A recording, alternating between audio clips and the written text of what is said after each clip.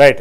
ఇక డీటెయిల్స్ చూస్తే phone tapping కేసులో ప్రధాన నిందితుడు ఎస్ఐబి మాజీ చీఫ్ ప్రభాకర్ రావు ఎట్టకేలకు అమెరికా నుంచి హైదరాబాద్ చేరుకున్నారు. ఆదివారం సాయంత్రం అమెరికా నుంచి హైదరాబాద్ విమానాశ్రయానికి చేరుకున్నారు. ఇవాళ సిట్ ఎదుట విచారణకు హాజరు కానున్నారు ప్రభాకర్ రావు. ఫోన్ ట్యాపింగ్ వ్యవహారంలో గత ఏడాది మార్చి 10న ప్రభాకర్ రావుపై కేసు నమోదైంది. కేసు నమోదైన మరుసటి రోజే 3 నెలల కాలపరిమితి వీసాపై అమెరికా వెళ్లి తిరిగి రాలేదు ప్రభాకర్ రావు.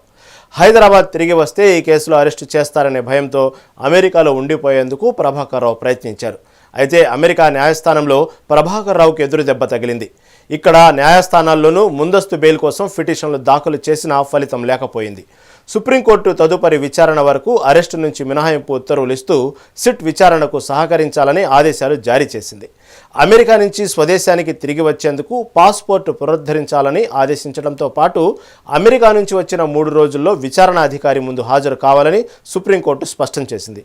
ఈ క్రమంలోనే అమెరికా నుంచి భారత్ వచ్చేందుకు అవసరమైన ఎమర్జెన్సీ ట్రావెల్ డాక్యుమెంట్స్ జారీ అయింది. దీంతో ఆయన హైదరాబాద్కు చేరుకున్నారు. ఆగస్టు 5వ తేదీ వరకు ఆయనకు అరెస్టు నుంచి మినహాయింపు ఉత్తర్వులు ఉన్నాయి.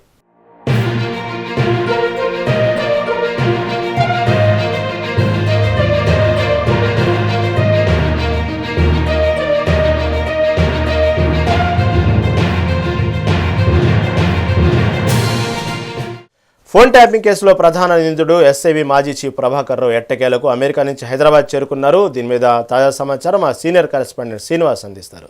శ్రీనివాస్, చెప్పండి, ఎట్టకేలకు చేరుకున్నారు ఎస్ఐబి ప్రభాకర్ హైదరాబాదు. ఈరోజు సిట్ ఎదుట విచారణకు హాజరయ్యే అవకాశం ఉన్నట్టు కనబడతా ఉంది. దీని మీద తాజా అప్డేట్స్ ఏంటి? ఎట్టకేలకు ఫోన్ ట్యాపింగ్ కేసులో A1 గా ఉన్నటువంటి ఎస్ఐబి మాజీ చీఫ్ ప్రభాకర్ రావు నిన్న హైదరాబాద్ చేరుకున్నారు. అమెరికా నుండి నేరుగా ఆయన హైదరాబాద్ చేరుకున్నారు. అయితే ఆయనపై 2024 మార్చి 10న పంజాగుట్ట పోలీస్ స్టేషన్ లో ఆయనపై కేసు నమోదైంది. ఈ నేపథ్యంలో కూడా ఆయన అంటే అమెరికాకు వెళ్లారు.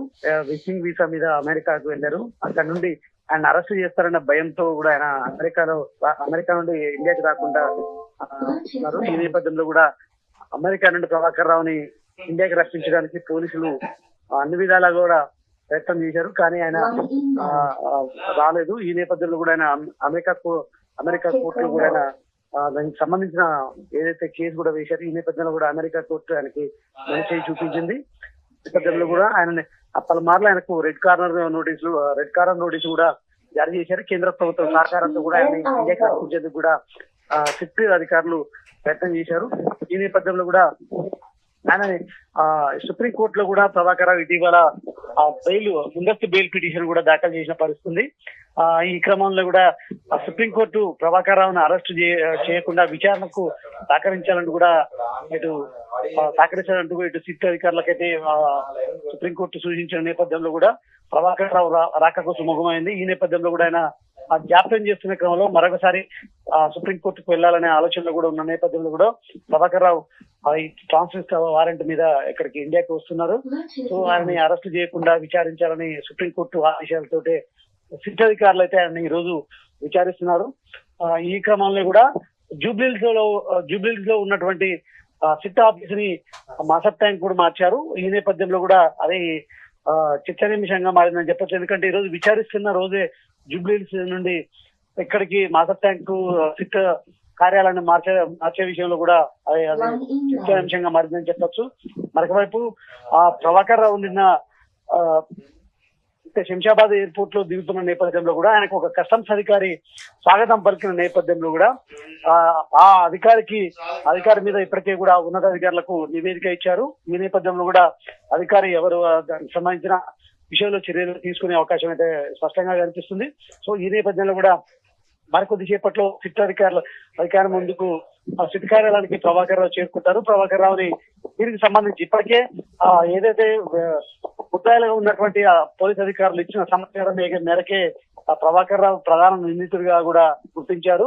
ఈ నేపథ్యంలో కూడా ఫోన్ ట్యాపింగ్ కేసులో అంటే ఈయన ఎస్ఐబి మా చీఫ్ గా ఉన్నప్పుడు రాజకీయ నాయకులు, అదేవిధంగా సినీ ప్రముఖులు, ఇతర అధికారుల ఫోన్ ట్యాపింగ్ జరిగినట్టు కూడా నిర్ధారించిన నేపథ్యంలో కూడా మరి ఎవరు ఆదేశిస్తే ఈ ఫోన్ ట్యాపింగ్ జరిగింది అనే అంశాలపై కూడా ప్రభాకర్ రావుని ఇతరికలు ప్రశ్నలు కురిపించే అవకాశం ఉంది.